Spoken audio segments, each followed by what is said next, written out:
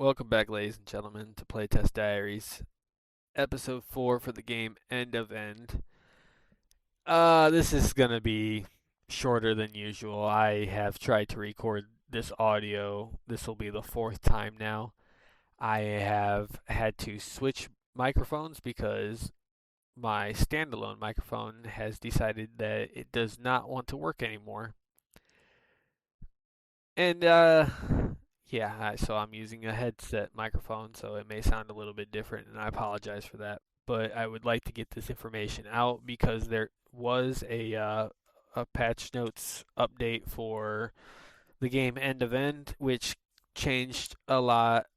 Not it didn't change a lot, but it definitely addressed issues, and there's some new stuff as well.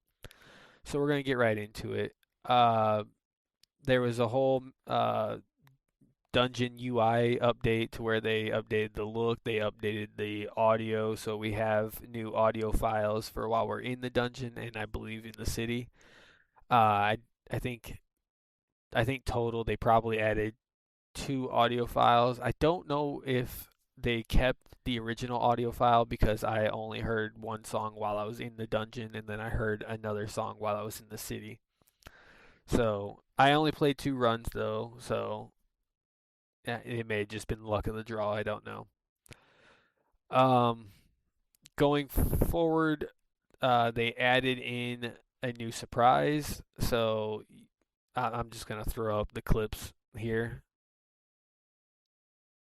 Yep, that's me stepping on a bunch of traps throughout my gameplay.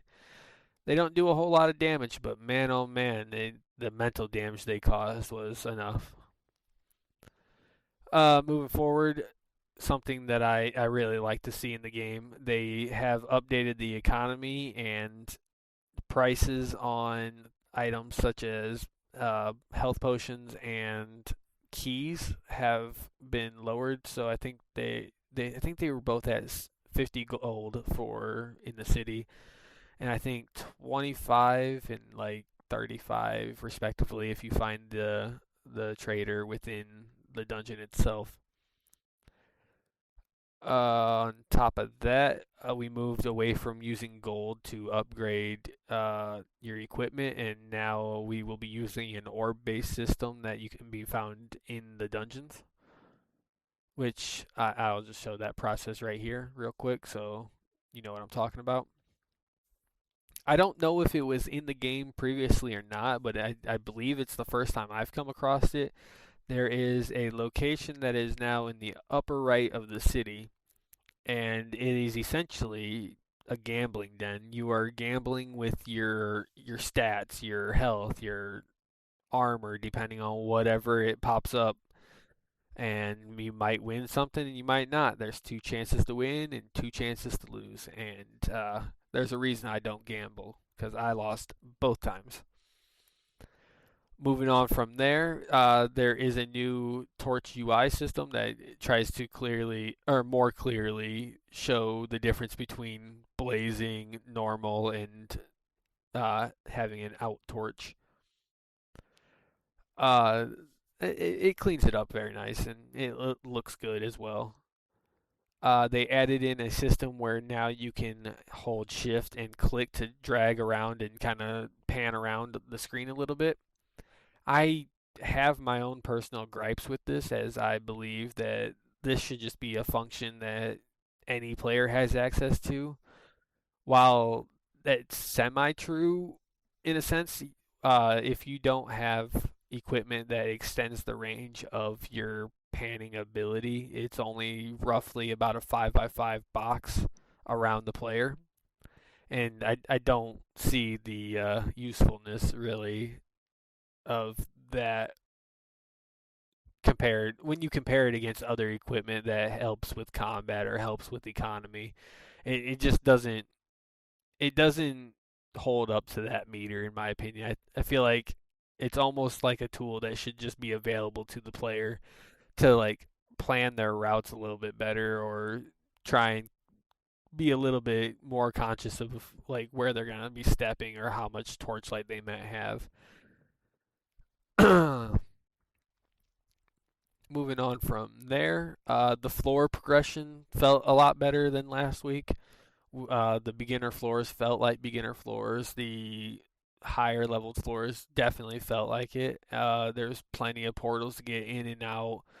I really didn't have any issues. Like I ran into plenty of chests. It felt like they might have reduced the amount of monsters that appear in the dungeon, at least at the earlier floors. However, they did add a new boss, or at least it's new to me because it's the first time I've experienced it. It was a commander, and I believe it had like 20 armor and 65 health, and I was not ready at all. Here, watch.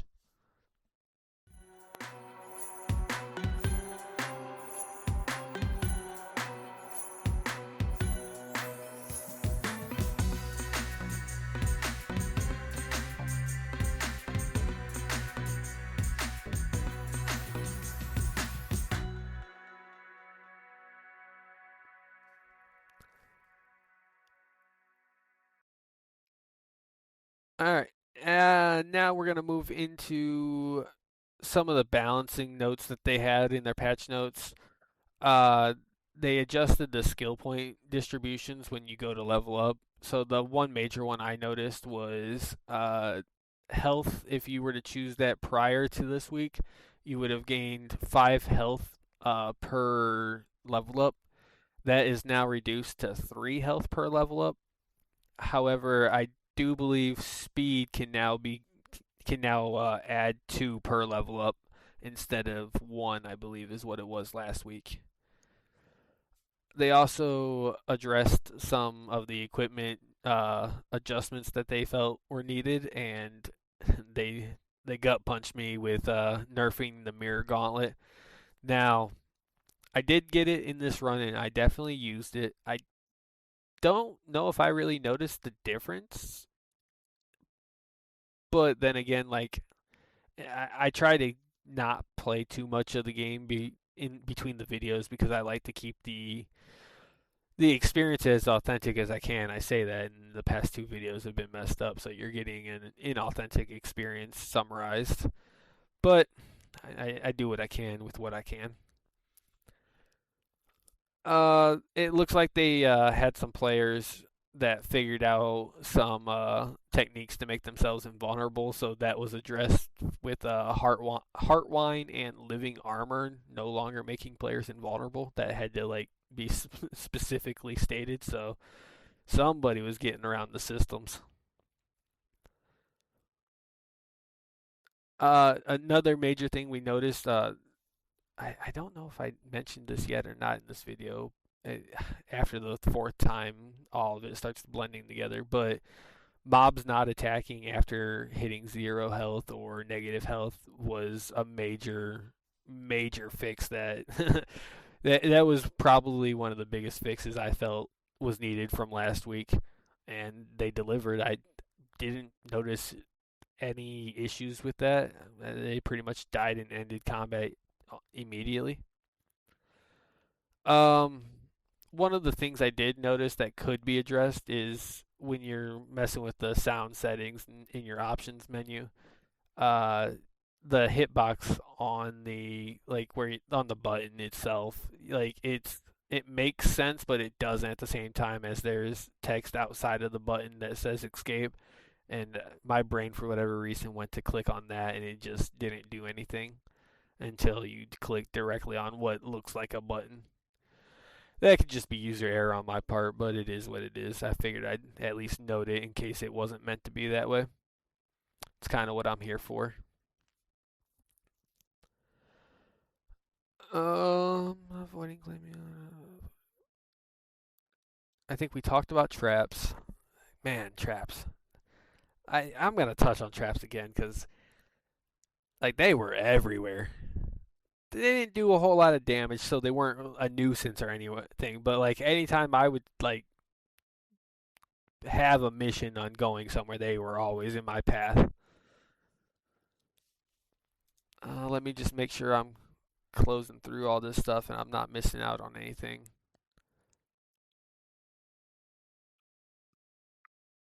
No, it looks like I've covered it up pretty adequately.